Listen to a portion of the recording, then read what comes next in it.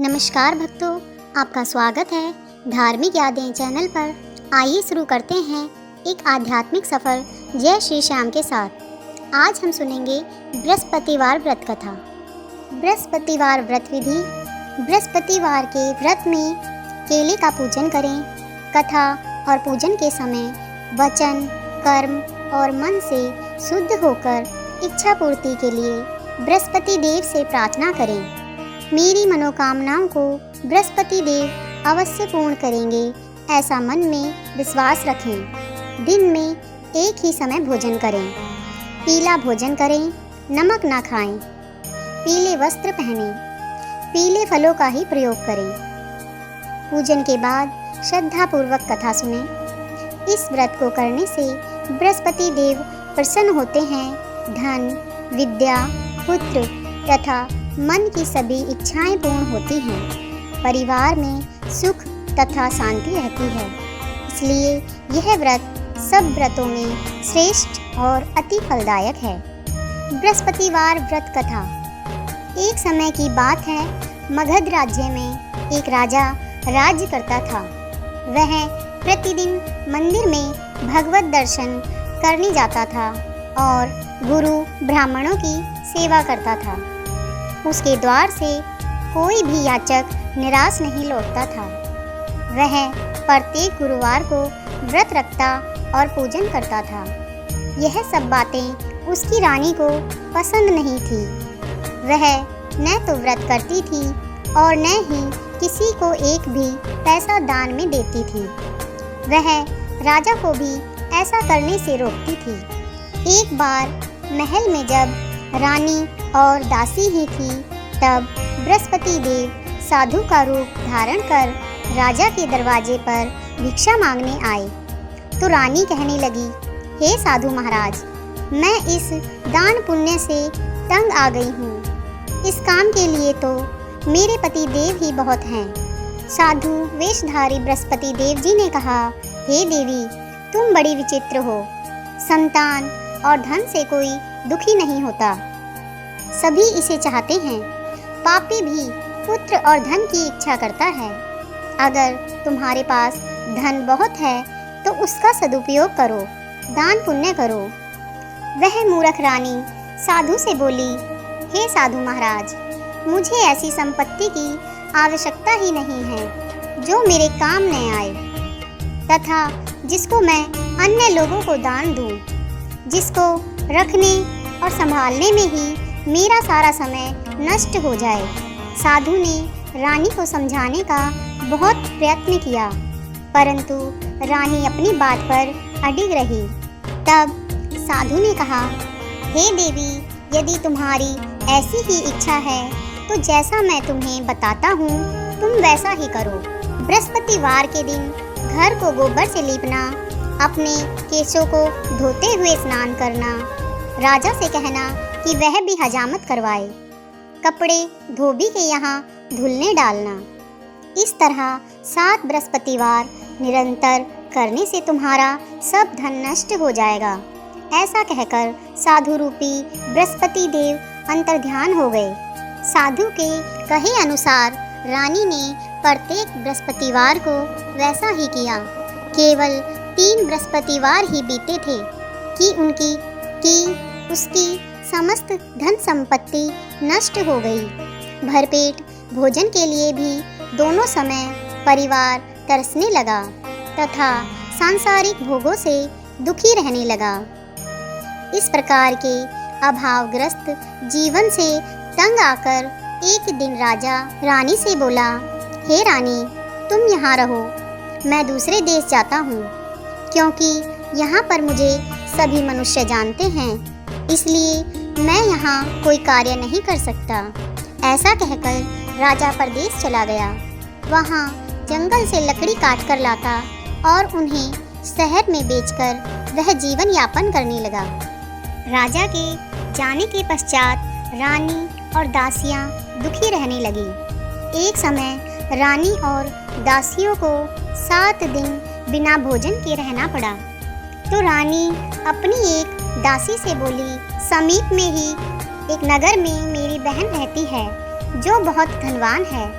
तुम उसके पास जाओ और वहाँ से 5 सेर बेझर मांग कर ले आओ, जिससे कुछ समय के लिए गुजर बसर हो जाएगी। दासी उसकी बहन के पास गई।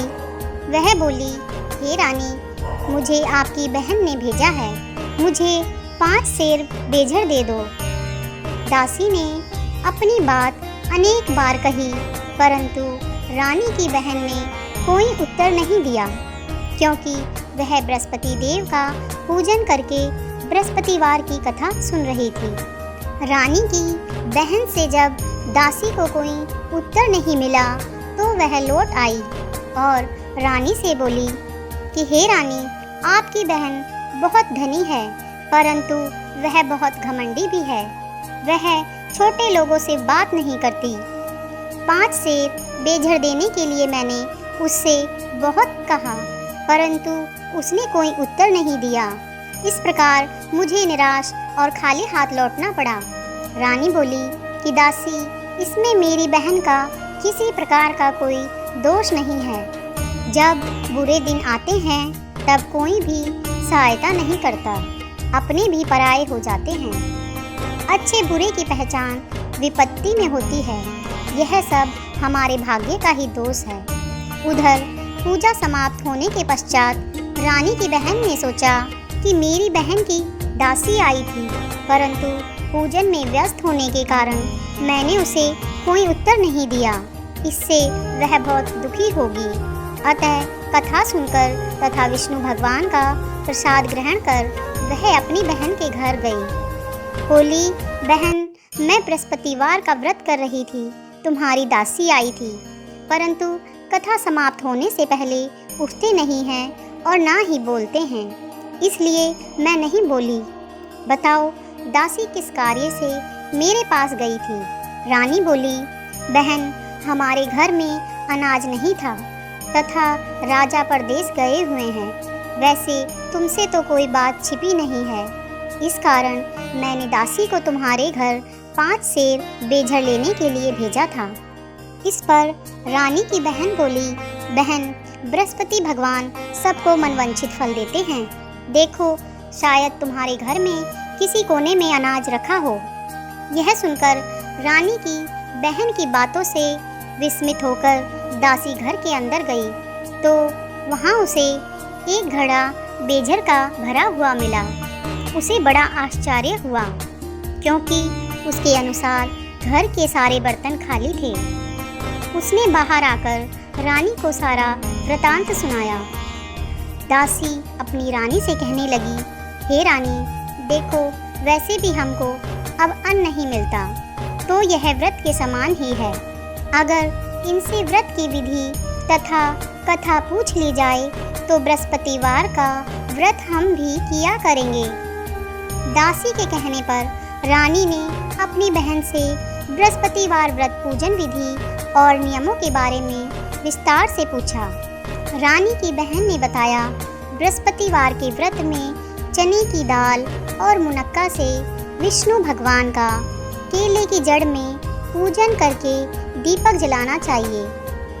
रानी की बहन ने कहा, जो बृहस्पतिवार के व्रत में चने की दाल और मुनक्का से विष्णु भगवान का केले की जड़ में पूजन कर दीपक जलाता है, पीला भोजन करता है, पीले वस्त्र धारण करता है तथा प्रेम पूर्वक बृहस्पति भगवान की कथा सुनता है, इस पर बृहस्पति देव बहुत प्रसन्न होते हैं और अन्न, धन, पुत्र देते हैं, मनोवांछित मनोकामना पूर्ण करते हैं। व्रत एवं पूजन की विधि बताकर रानी की बहन अपने घर लौट गई। इधर रानी और दासी ने निश्चय किया कि बृहस्पति देव भगवान का व्रत और पूजन वे जरूर करेंगी। जब बृहस्पतिवार आया तो दोनों ने व्रत रखा। घुड़साल में जाकर चने और गुड़ बीन लाई और उसकी दाल बनाकर केले की जड़ में विष्णु भगवान का पूजन किया। अब भोजन पीला कहाँ से लाएं?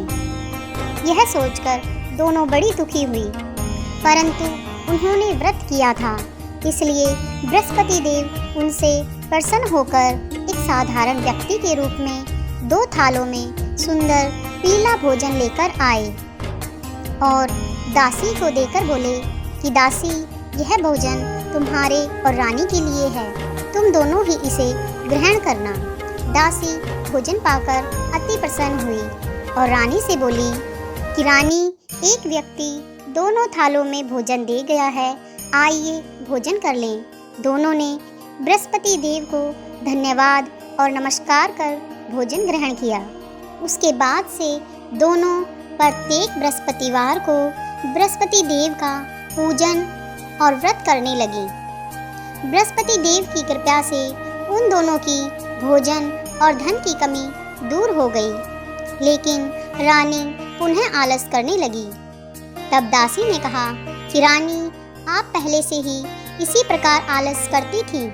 आपको धन संभालने और दान देने में कष्ट होता था, इसी कारण सारा धन नष्ट हो गया था और हमारी ऐसी दुर्दशा हो गई थी। अब बृहस्पति देव की कृपा से धन मिला है तो आपको दान पुण्य करने चाहिए। भूखे मनुष्यों को भोजन कराओ, ब्राह्मणों को दान दो, प्याऊ लगवाओ, कुआं, तालाब, बावड़ी आदि का निर्माण करवाओ, कुंवारी कन्याओं का विवाह करवाओ, मंदिर, पाठशाला बनवाकर दान दो, धन को शुभ कार्यों में खर्च करो, जिससे आपके कुल का सम्मान बढ़ेगा तथा आपको भी स्वर्ग प्राप्त होगा और आपके पितर प्रसन्न होंगे। दासी की बात मानकर रानी ने इसी प्रकार के सत्कर्म करे। ऐसा करने से उसका काफ़ी यश फैलने लगा। कुछ दिनों बाद एक दिन रानी और दासी आपस में विचार करने लगी कि न जाने राजा किस दशा में होंगे। रानी राजा की कोई खबर न पाकर उदास रहने लगी। उन दोनों ने बृहस्पति देव से प्रार्थना की तो बृहस्पति देव ने रात्रि में राजा को स्वप्न में दर्शन देकर कहा कि हे राजा, उठ, तेरी रानी तुझको याद करती है, अब अपने देश लौट जा। राजा प्रातःकाल उठा। वह सोचने लगा कि मैं किस प्रकार रानी के पास खाली हाथ जाऊंगा। मेरे पास तो कुछ भी नहीं है। परदेश में राजा बहुत दुखी था।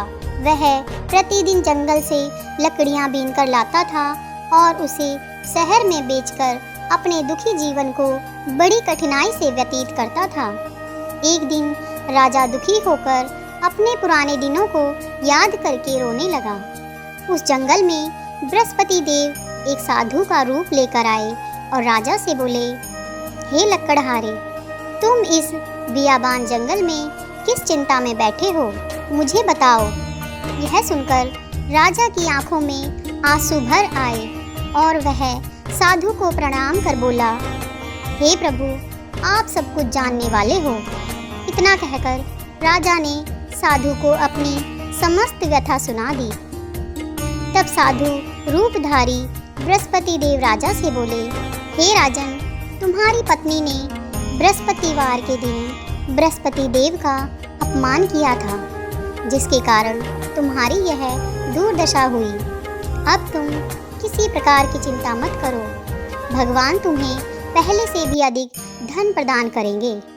देखो, तुम्हारी पत्नी ने बृहस्पतिवार का व्रत भी प्रारंभ कर दिया है। अब तुम भी बृहस्पतिवार का व्रत करो।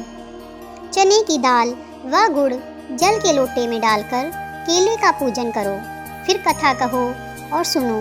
भगवान तुम्हारी सभी इच्छाओं की पूर्ति करेंगे। साधु के वचन सुनकर राजा बोला, हे प्रभु, मुझे लकड़ी बेचने से इतना पैसा नहीं मिलता कि भोजन करने के बाद कुछ भी मैं बचा सकूं। मैंने रात्रि में अपनी रानी को व्याकुल और दुखी देखा है। मेरे पास कोई साधन नहीं है जिससे मैं उसका समाचार जान सकूं। इसके अतिरिक्त मैं बृहस्पति देव की कथा भी नहीं जानता हूँ, जिसे कहकर या सुनकर मैं व्रत धारण कर भगवान बृहस्पति का पूजन कर सकूं। साधु ने कहा, हे राजन, तुम किसी बात की चिंता ना करो। बृहस्पतिवार के दिन तुम नित्य भांति लकड़ियाँ लेकर शहर में जाओ। तुम्हें रोज से दुगना धन प्राप्त होगा, जिससे तुम भली भांति भोजन कर लोगे तथा गुड़ और चने का प्रसाद खरीदकर बृहस्पति देव की पूजा भी कर सकते हो। साधु ने जैसा बताया था, राजा ने वैसा ही किया। फलस्वरूप उसे दुगना धन प्राप्त हुआ और उसने बृहस्पति देव का पूजन व्रत किया। अब राजा अपने नगर में रानी के पास पहुंचा, जिसे रानी देख के बहुत प्रसन्न हुई और उन दोनों ने ही बृहस्पति देव की पूजा की और उनका व्रत करते रहे। इस प्रकार बृहस्पति देव की कृपा से उनके सारे दुख दूर हो गए। बोलो बृहस्पति महाराज की जय। भगवान बृहस्पति देव आपकी सभी मनोकामनाएं पूरी करें।